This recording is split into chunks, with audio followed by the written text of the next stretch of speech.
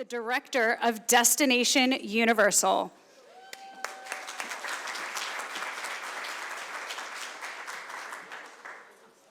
Well, good morning, everybody. Thank you all so much for the opportunity to be here. You know, it's not often that we get the three of us in the same room together to talk about all the amazing things that we have going on, not just here in Central Florida, but across the world for many of us. And, you know, it just shows the dedication that our parent companies have to building strong communities.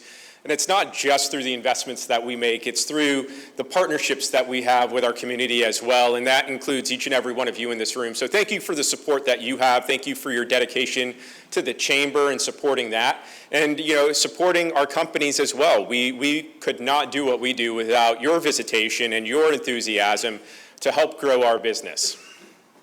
You know, at Universal, we have been on a trajectory to focus on building the destinations and experiences of the future. Our teams have been so diligently at work making sure they are delivering on that expectation for our guests.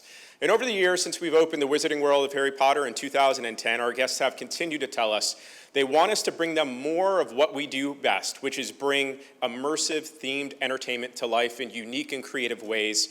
And our teams delivered on that, I think. Last year, just almost a year ago, we're just a few weeks short at this point from the 22nd of May with Universal Epic Universe.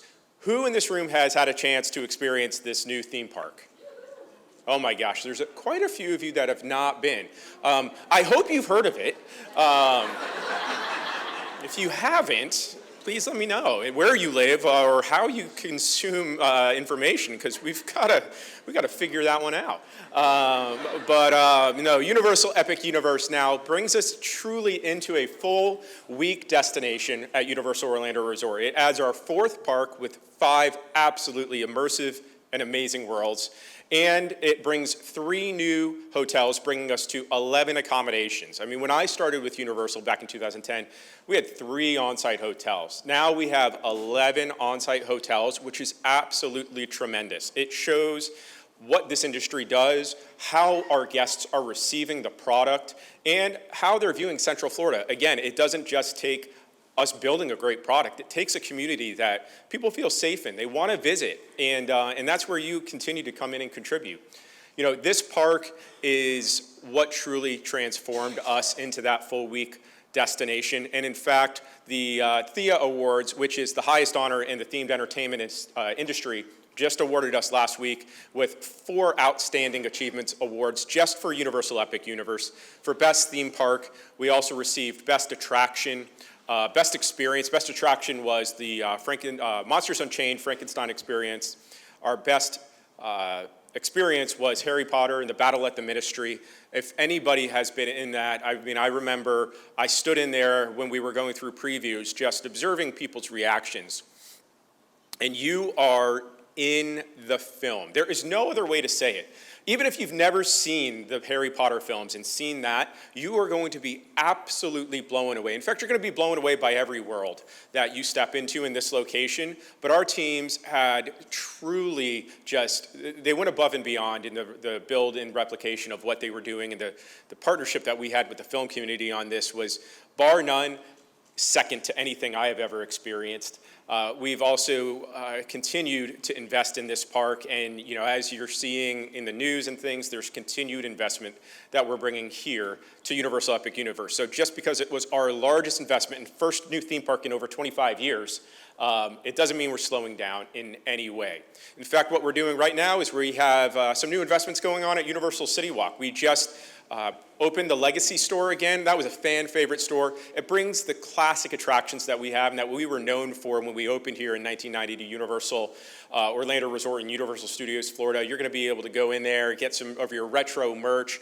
For those that like those neon colors and want to rock those fanny packs, you can go ahead and get some of those in there. You have some fantastic photo ops, and from the classic attractions like Jaws, E.T., and those that are ones that I remember visiting when it opened and everything. We're opening, again, partnership with businesses. Five Guys is going to be coming there this year. We're opening that. We are closing down our old burger joint and opening Five Guys. And then we just announced that we're building Luke Combs Category 10. So in partnership with country star Luke Combs and the Opry Entertainment Group, we are going to be opening this all-new dining, entertainment, and of course beverage establishment over in City Walk. So this one is going to be a cannot miss stop in our continued investment in making City Walk the place to visit while you're staying in Central Florida. Now, our investment doesn't just go here. Fast and Furious Hollywood Drift is a all-new coaster out in Universal Studios Hollywood. This will open in just a little bit this year. This is the first outdoor roller coaster that we have out in Universal Studios Hollywood. We've looked at what does that park have that's missing, and we did not ever have an outdoor coaster. Candidly, the terrain doesn't make it the most friendly for that. If you've ever been out there, you're on the mountain side over in the Hollywood Hills. Beautiful scenery, absolutely outstanding, but you can't really build an easy coaster there. Well, our team's figured it out. In fact, what you're going to do is you're going to board a car and you're going to go spin 360 degrees as you're going down that Hollywood Hill up to 72 miles an hour. So I think everybody in this room, when you go out there, should be doing that. And JP, when you go out that way, we'll make sure to get you on that too, buddy. But no, this attraction is going to be so amazing. And in fact, again, you know, our show of continued investment is we're bringing it here. If you go to our skyline right now at Universal Studios Florida, we've already got vertical building happening right here at Universal Orlando for that attraction coming to Universal Orlando Resort in 2027, we've announced. So again, just because we spent billions of dollars on a new theme park, many would think that we're going to slow our investment down, but nope, we're going full forward and continued investment right here in our own backyard. Of course, who doesn't love to get scared? Universal's Halloween Horror Nights, 35th year is this year. 35 years of this event that started as just like a one-night event. And fandom has been absolutely incredible for this. It's grown so much. It's going to have 10 haunted houses this year. Absolutely incredible intellectual property houses. Our creative teams work year-round, years in advance in partnership with the horror community to bring these to life in ways that, again, just blow my mind. Every year I get the chance to go through it. It's going to run from August to November, so keep your eye out coming up on more details to be announced on specific houses, scare zones, entertainment offerings, and shows in that. Again, you will not want to miss that this year. Universal Kids Resort. Has anybody heard of this resort by chance? All right, one person. Great, we're doing an amazing job on that. No, this is our first resort that we are building not here in Central Florida recently. It's a brand new resort in Frisco, Texas, right outside the Dallas-Fort Worth area. This one is focused on our littlest adventurers. This one really brings the unbridled imagination of children to life. It's really focused on 3-year to 8-year age group for our folks. You know, candidly, if folks are visiting our parks, we don't really hit the, you know, that's not where guests, the age group that we're going for. Our attractions are really focused on that teen and tween group and making sure that those guests and families and individuals experience that at this. This will bring that category to life. In really a fantastic market. It's central to both us and California. So guests, as they go here, as they're growing up in that part of the country, they'll be able to then understand our brand and love these characters and want to visit depending on whichever coast they want to visit. It's going to have a hotel theme for the children. It's going to have so many immersively themed worlds for them. And it is a cannot miss opening this year. We're actually just about to open that park. We've not announced the date yet, but stay tuned because it will be coming out. And we will have plenty of news on that. But that's why you haven't heard of it here, because it's really focused on the Central and Frisco market for guests to go there. Universal Fan Fest Nights. Now, we are venturing into the amazing world of, again, outside of Halloween Horror Nights, nighttime entertainment and offerings. What better place to do this than Universal Studios Hollywood, where bringing movies and stories to life is the core of everything that we do.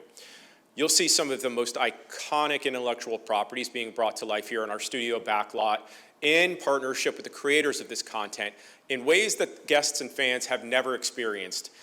We've created new stunt shows. We've created all new entertainment offerings, and guests gave us amazing feedback and reviews last year. This feedback was so strong that as we tested it and we said, we think there's a market for this, they absolutely demanded we bring it back. So we refreshed it this year. Some are coming back from the intellectual properties. This year, some new ones are coming back. Ones that are old school, Scooby-Doo came this year.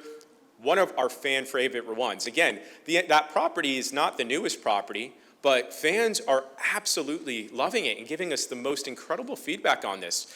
So as we continue to go forward and drive these products forward, we can look to see how we might be able to invest that across our portfolio of destinations around the world and be able to expand that. So again, keep your eyes out for the amazing things our teams are doing there.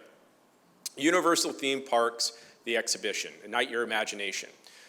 This is out at the Franklin Institute out in Philadelphia, and this is our first time really going out there, and guests have continued to say, how do you do what you do?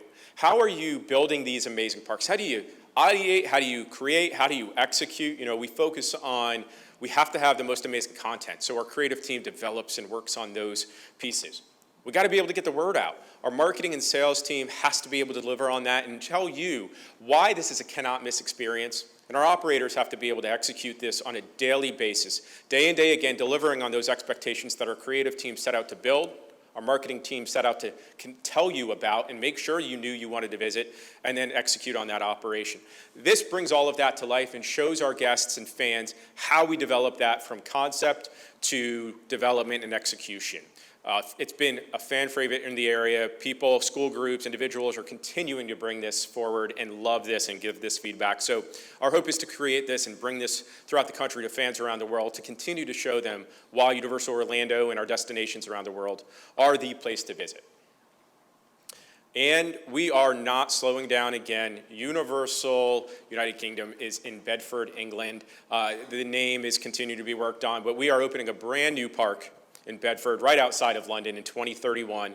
We are bringing a whole new theme park there. Resort accommodations will be a part of that, as well as an entertainment complex. Again, our company is doubling down on this piece of the business. We know fans are desiring to continue to bring more and more of this to life. And you know, the UK market for all of us is a huge market. We think this is just going to continue to build advocacy. We know fans are going to want to visit this. They've told us this, and they're still going to come over here.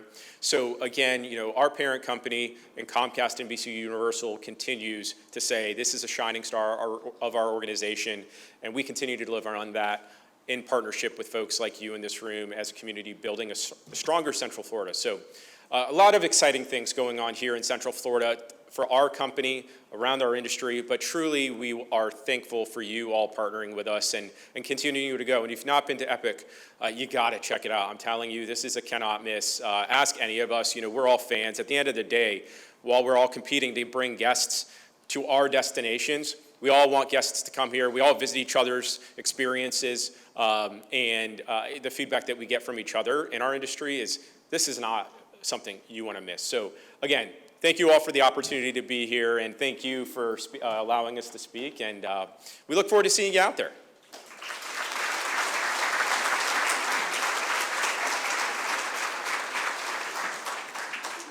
Thank you so much. Next up, let's go over to Disney. Please join me in welcoming Stephen Miller, Senior Manager of Corporate Social Responsibility for Walt Disney World Resort.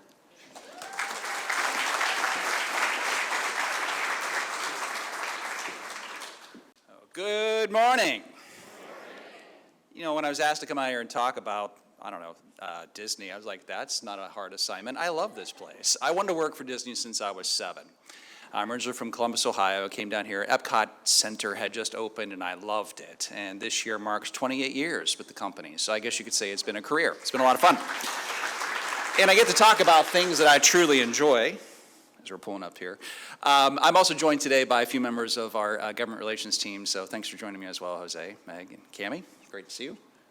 And we'll talk about what's going on at Disney. I want to highlight today some of the ways that Disney is fueling Florida's economy. Not only things that we've done, but also just an exciting Cool Kids summer that is happening very soon. Maybe. Let's see. We'll start with, back when I look about, this is marks year 55 for the Walt Disney World Resort. Opened October 1st, 1971. The journey actually began a little bit further back in 1965. In downtown Orlando, Walt and his brother Roy were joined by Governor Florida Hayden Burns, and they announced what was known as the Florida Project. Actually, if you go down to the former Cherry Plaza Hotel, you can actually see a historical plaque that commemorates this moment, because it was a huge thing in the state of Florida. And when Walt announced the Florida Project, he wanted it to be more than just a theme park. He wanted it to be a place that could bring families together and command the respect of the community. And a few years later, Roy took the lead on opening Walt Disney World, and here we are celebrating 55 years. And I think about that impact and what we've been doing for the past 55 years. I'm proud to be a part of it, but we really have been driving Florida's economy. We worked with Oxford Economics a couple of years ago to look at our economic impact. What does it mean in the state of Florida? We provided them some information, and they've done a lot of different research about tourism here in Central Florida, and they found that Disney's impact in the state of Florida is about $40.3 billion. And what does that mean? I know, it's pretty amazing. I was like, wow. I knew that we had an impact. I just didn't know what that meant. And so looking at it a little bit further, that means jobs, 263,000 jobs, direct or indirect. We have 80,000 people that work at Walt Disney World. When I started, 28 years ago, it was more like 50,000. And so we've exponentially grown over the past several years. But if you've been to Walt Disney World, you know there's other businesses that are on our property. So you have a couple other 1,000 people that are working at that resort. What it means is that 1 out of every 32 people in the state of Florida are somehow connected to Disney. And if you look locally, that's more like 1 out of every 8. So I bet somebody in this room knows somebody that works at Disney or works with Disney in some way. If not, you know me now. And so there we go. That's a connection. The thing that also surprised me was the Florida-based businesses. We work with a number of Florida-based businesses, about 2,500. That is mom and pop stores that have been able to scale their businesses because of the work they do at Disney. I think of Neil from Popcorn Junkies. I love popcorn, delicious. He had it for dinner and breakfast. I love it. But Neil loves popcorn too, and he was able to create popcorn for Main Street USA at Magic Kingdom. And then when Star Wars Galaxy's Edge opened, he was able to scale his business and create themed popcorn for that immersive Star Wars experience at Disney's Hollywood Studios. The Florida-based business is one that was like, wow, that's amazing. That's a lot of you in this room as well, if you think about the businesses that you lead.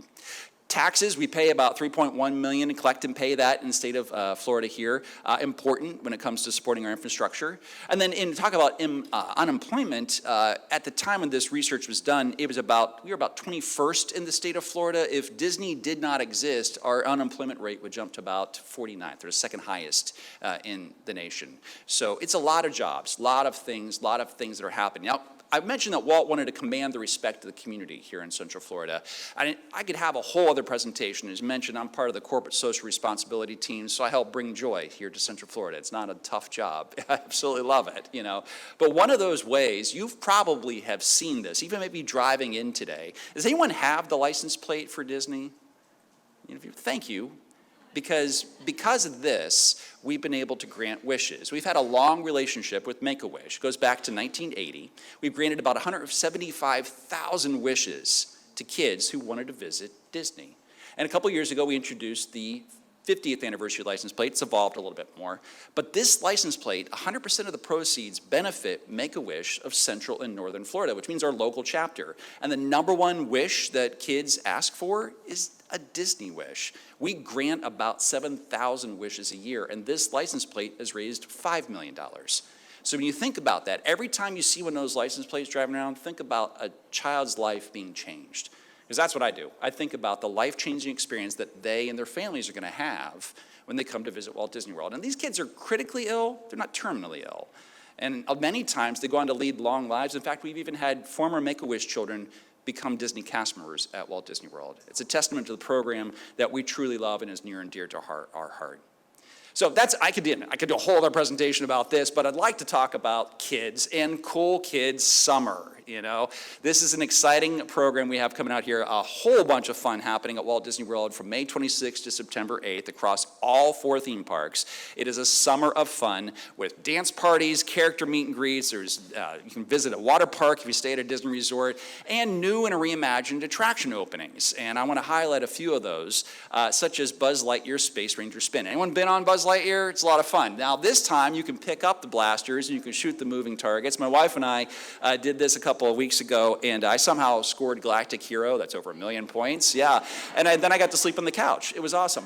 So next time, let her win. That's, I think, the lesson I learned. But it's a lot of fun. Actually, it was really great. We went on it 3 times that day because it was so much fun. But really interactive, a great thing.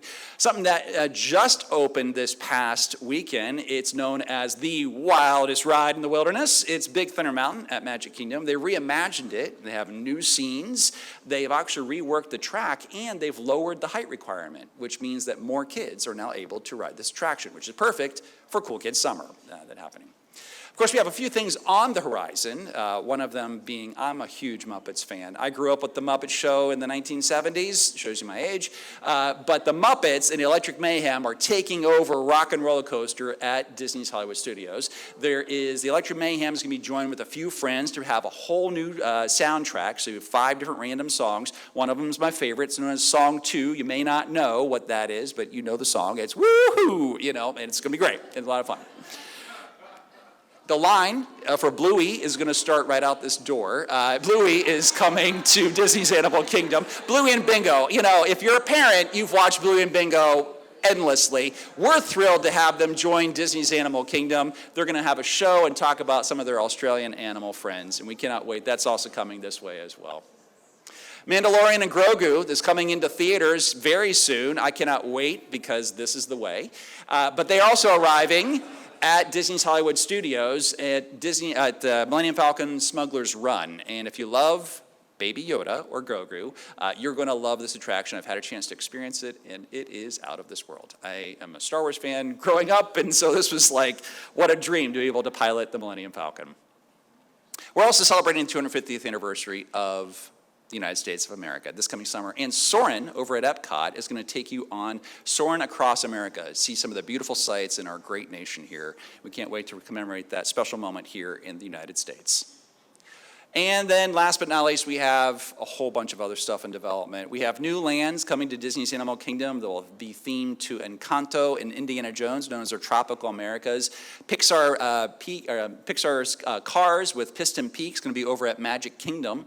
You're going to see Monstropolis with a first suspended roller coaster at Disney. That's the Doors scene in Monsters Incorporated, where they go through. I always thought that'd be a great coaster, and so did our Imagineers. So they're creating that, is coming along the way. And then the one I can't wait for is Villains Land over at Magic Kingdom. I know, right? It's going to be incredible. Our Imagineers putting some really cool details together for an immersive themed land about some of our most infamous Disney villains. You can learn more and follow some of our Disney magic by visiting here. And I just want to close by saying thank you. We couldn't do what we do best without you making our community great. So for that, on the behalf of Disney, I'm grateful for what you do. Thank you.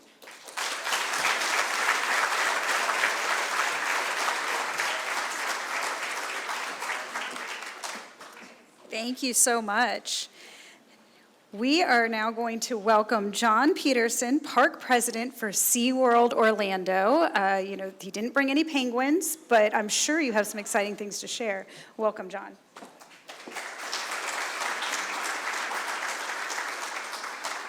It's always fun to follow Universal and Disney. Well done, very well done. Now, look, I think there's a couple things here that I will say quickly and try to stay under 10 minutes, and that's hard for me, but it's community. For SeaWorld, we look at local, and local is where we dive in all the time. We can go through SROs all day long, and I could tell you what we're doing with domestic and what I'm looking for in international and all that. But if you watch what we do, it's local. How do we help our community? How do we bring our community together, and what can we do for the community? Joel said it, work inside partnerships with all that are sitting at this table. Advent Health, for years I was a guy out in the field rescuing animals, and somehow I became a park president. But Joel and I met years ago when we needed to use CT for a manatee that had a pneumothorax. So it's partnerships, and that's what SeaWorld layers into. And today, as I lay out what we're doing, what you're going to see is that we continue to push into our local market, continue to talk to our local communities, and thanks Seminole for allowing me to be here, but also thank you all for coming to the park. We're wrapping up Seven Seas Food Festival right now. We got 2 more weeks of it, of concerts and fun, and then we're going to roll right into summer. And for summer, for us, we're bringing back some things that people have yelled and screamed at me for years about. Where are all your summer night shows, and what did you do with nights? Well, I'll tell you, this year, SeaWorld's bringing back the night. We're bringing Electric Ocean back. Yes, ma'am. We're bringing back some of those, Clyde and Seymour night show. We're bringing back new Killer Whale Orca, Light Up the Sky. The night shows that everybody wanted to hear. Are they new and different? Yes.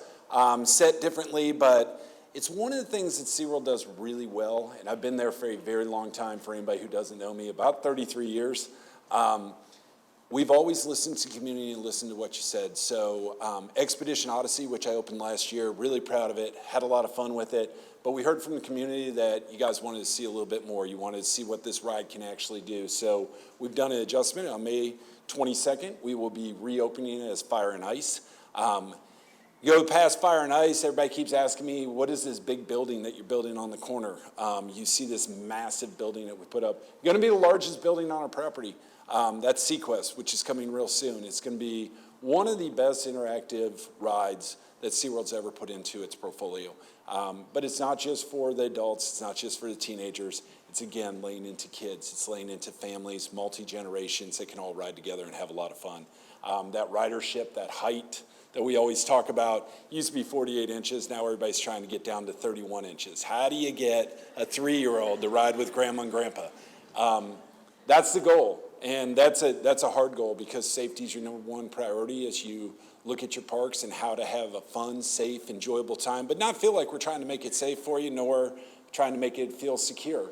At SeaWorld, that's what I think we do better than anything out there. And I love following these guys because, man, they show the pave and they watch the road, and you're like, wow, that's impressive.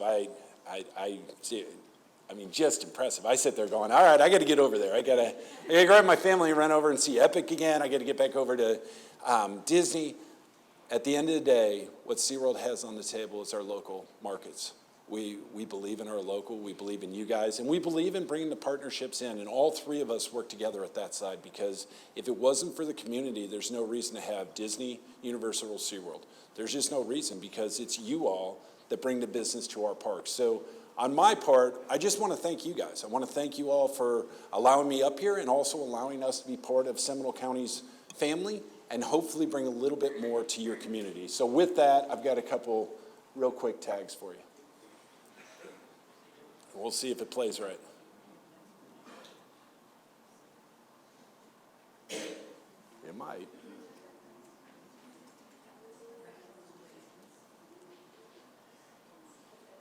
Well, while we're looking at that, it'll come up in a second.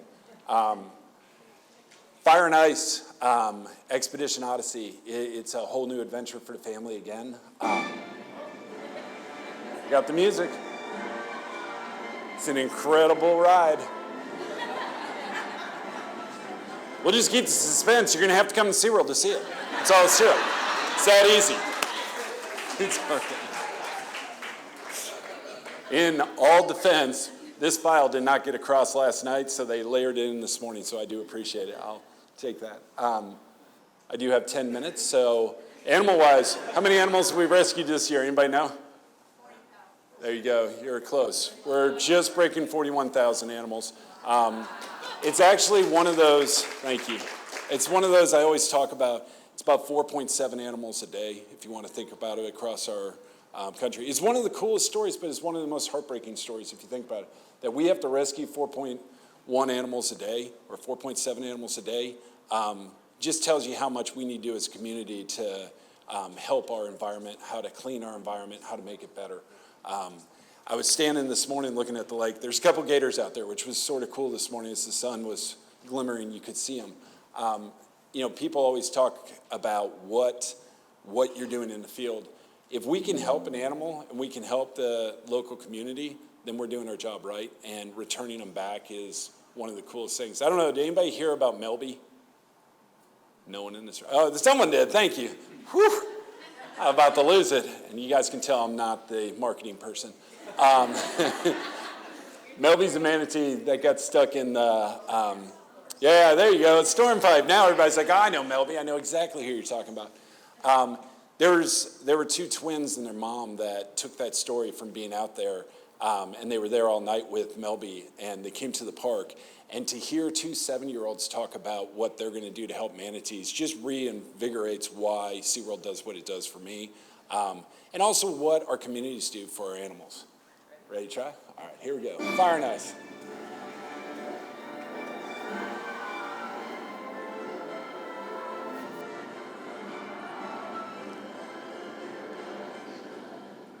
This ride's going to be absolutely incredible. I rode it the other day. It's a phenomenal setup. Summer nights coming back, full electric ocean, bringing back all our day shows, but on top of that, going to grab the night back over and bring all night shows back.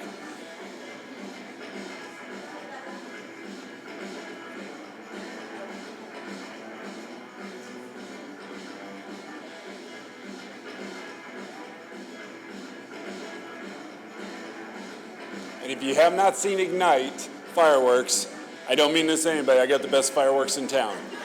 Everybody says it, everybody tells me, and I will see. Beneath the waves lies a world few have ever seen. A world where the ocean writes its own tales.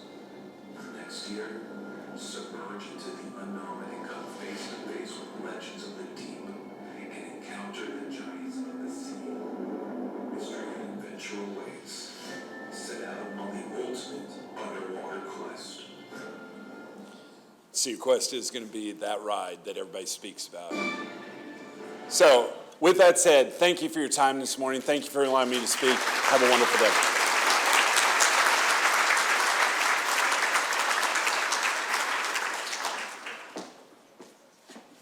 Thank you so much. Can we get another round of applause for our amazing theme park partners? They said it earlier, it's not often that you get all three theme parks in the room at the same time, but we are so lucky as a community not only to have all three of them here, but that they are so invested in our Central Florida region and Seminole County, and the support that they give our local businesses is just so special. So thank you all for being so invested in Seminole County.